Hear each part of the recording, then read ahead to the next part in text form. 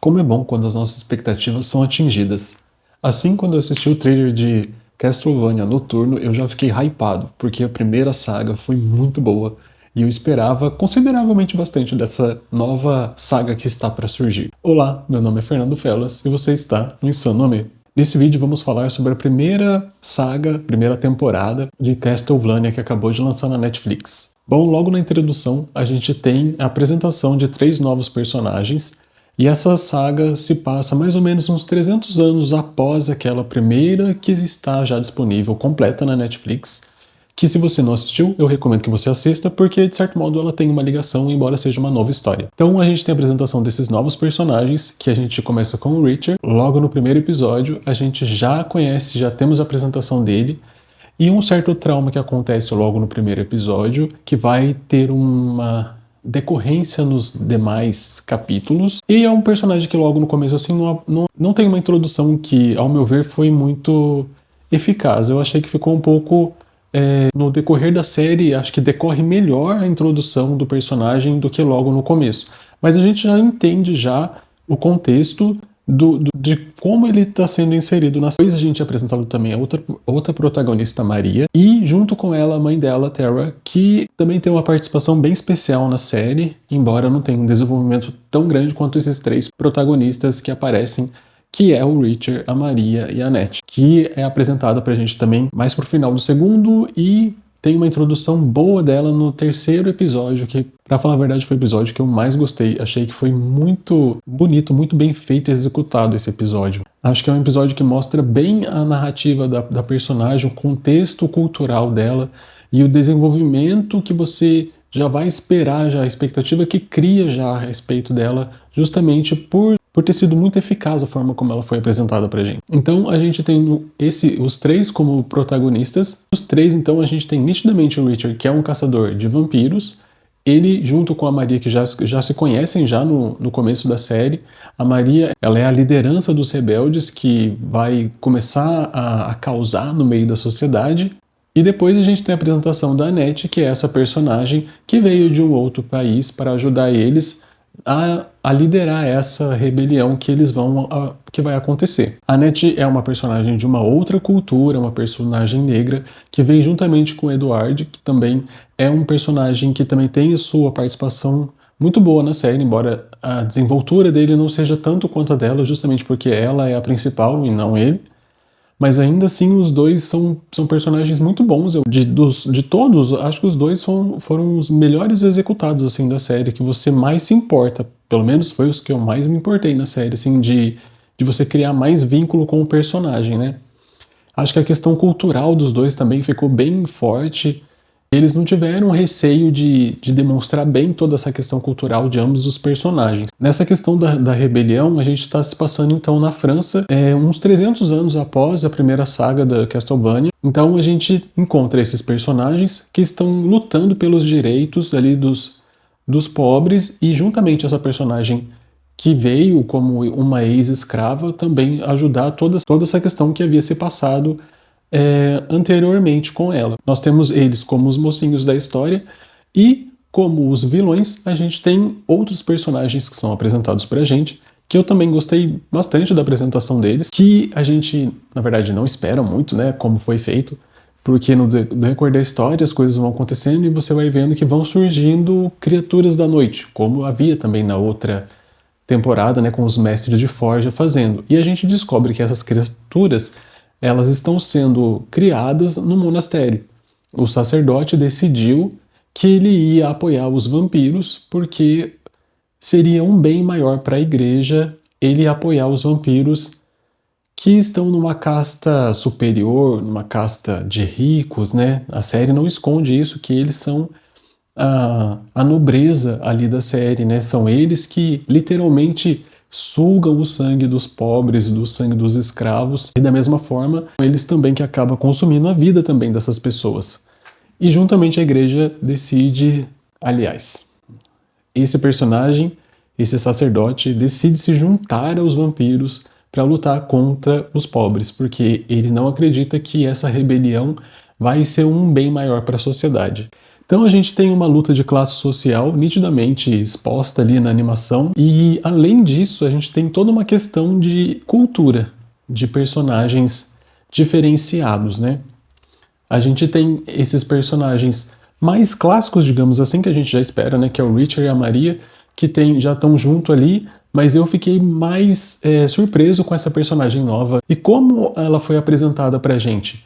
Porque eles demonstram muito que toda a questão religiosa deles é importante, né? Ela desenvolve todo o poder dela juntamente com a questão religiosa, né? Uma líder religiosa que ensina ela como a desenvolver e a usar os poderes dela, que é uma personagem nova e ela tem uma característica diferenciada, uma forma de ser diferenciada, ela já tem mais atitude, você vê que ela já superou muita coisa do que ela já sofreu, enquanto o nosso protagonista, o Richard, ele sofre um pouco mais ainda com a questão que ele teve de trauma ali no comecinho da série.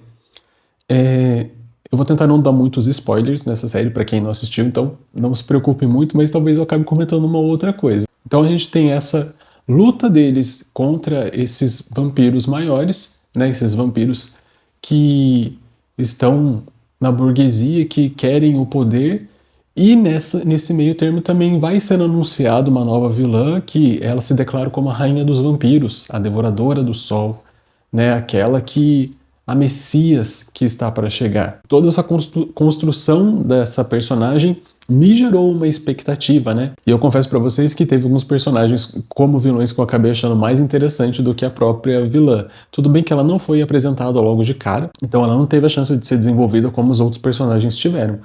Essa questão mesmo do sacerdote ter essa iniciativa meio demoníaca, eu achei interessante porque você não espera isso. E é interessante como a série demonstra que não é, embora ele esteja representando a igreja, eles não generalizam isso como se a igreja toda desejasse isso, né? Fica bem claro que é o personagem que toma essa atitude e que ele deseja, por esses meios não morais e eticamente incorretos, alcançar o objetivo dele. Não importa os meios que ele está utilizando para isso, mas sim o fim para que ele quer aquelas criaturas. Então você já fica meio chocado com a iniciativa dele e outras coisas que vão acontecendo, que ele vai tomando decisões que você fica meio, né, como ele pode fazer isso, né, uma pessoa religiosa. E é interessante que os personagens falam isso para ele da mesma forma que um soldado específico que está servindo ele, que acredita que ele acredita que o que ele está fazendo está sendo em nome de Deus, de um modo bom, e quando ele percebe que o sacerdote está usando toda aquela influência de uma forma ruim, ele mesmo, o soldado, se volta contra o sacerdote e acaba ajudando os rebeldes, a causa dos rebeldes, porque ele acredita, ele percebe que aquilo a forma como as coisas estão sendo feitas de uma forma que não é provavelmente da vontade de Deus. Ele percebe que aquilo ali não tem como ter um vínculo, mesmo o sacerdote sendo a pessoa que estava apoiando aquela causa, apoiando os vampiros, né? Então a gente tem esse personagem como um personagem que eu achei interessante, né, embora sem moral nenhuma, e tem a subalterna dessa rainha vampiro que vai aparecer, essa Messias. Eu achei a personagem interessante, ela tem uma coisa má que você percebe, e o design da personagem tá muito bonito, né? Ela tem os olhos rosa, o cabelo rosa. Ficou muito bonita a forma como fizeram essa personagem. Em compensação, eu achei que depois que aparece a rainha, essa tal Messias, eu não achei que o design dela ficou tão bom, ela não ficou tão bonita quanto os outros personagens. Eu achei que todos os outros estavam lindos e ela ficou meio... Não sei, eu acho que talvez por estar tudo tão bonito eu esperava mais e quando apareceu ela eu achei que estava ok. Mas ela também acabou aparecendo mais pro final da série e eu acredito que talvez eles vão desenvolver de uma forma melhor essa personagem mais pra frente. Em questão dessa produção, eu achei a produção do anime tá muito bonita. O terceiro episódio que vai apresentar a NET, ele tem uma produção tão bonita, porque quando você vê o nome da série, Castlevania Noturno, você pensa que a série vai ser escura, né? Noturno. E para essa personagem, eles colocaram todo um começo de um episódio introduzindo ela, claro, bonito, e demonstra assim muito a questão da ingenuidade dela, da esperança, a vida que ela carrega dentro dela, e como aquilo foi tirado, e desse episódio que começa claro, com o sol, eles vão escurecendo conforme ela vai encarando as coisas que vão acontecendo com ela. E essa mudança ali do episódio é muito bem feito, assim, é muito bonito essa apresentação dessa personagem. E eu acredito que essa personagem pra mim foi a que eu acabei mais gostando, justamente por essa construção que eu achei tão bem feita, tão bonita a produção, né? Não só isso, a produção toda da animação tá muito bonita. As lutas que tem, os poderes que são usados, a coreografia deles, tá muito legal. Da forma como a gente já esperava de Castlevania, que teve também toda essa produção que foi boa e que eu acredito que deve ter feito sucesso, porque senão a Netflix não estaria fazendo uma continuação agora dessa série. E outra questão também que vai aparecer na série é essa questão da religiosidade, que eu percebi uma certa pontos de vista ali de ambos a religião, né? A gente tem a religião ali do sacerdote, que está na visão dele, a religião na cabeça dele está sendo usada para algo bom de formas ruins, enquanto a gente tem a Annette que também tem toda essa questão religiosa que mostra na série, né? Ela sendo desenvolvida a partir desse ponto, mas que mostra outra perspectiva, porque ela é uma personagem que tem uma descendência africana e a forma como eles vão colocando isso é totalmente diferente da forma como é expressa no sacerdote. A gente vê nitidamente que são religiões diferentes. Fora os outros personagens que nem se proclamam como pessoas religiosas.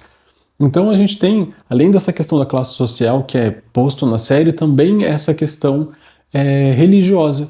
Inclusive nessa também a gente tem um vilão que eu gostei muito, que é o Aurochs, que ele aparece logo no primeiro episódio, mas você vê que, embora ele sendo um vampiro, ele tem uma certa característica de humano. Dentre todos os personagens que vão aparecendo ali, ele é o que mais parece que se recorda da humanidade dele, e ele tem uma motivação para fazer as coisas que ele faz, né? Não é um instinto animal ou um instinto vampiresco, digamos assim, né? Ele tem uma questão dele de estar fazendo as coisas, o motivo dele matar e tal. E eu acredito que ele é um personagem que eu gostei, achei bem interessante, assim, como um vilão que você acaba se sentindo mais envolvido ali pela história dele, que também é mostrado de uma forma rápida, mas eu achei boa. Mesmo porque me parece que ele não é o vilão principal e a gente nem sabe muito bem se ele é um vilão ou um anti-herói.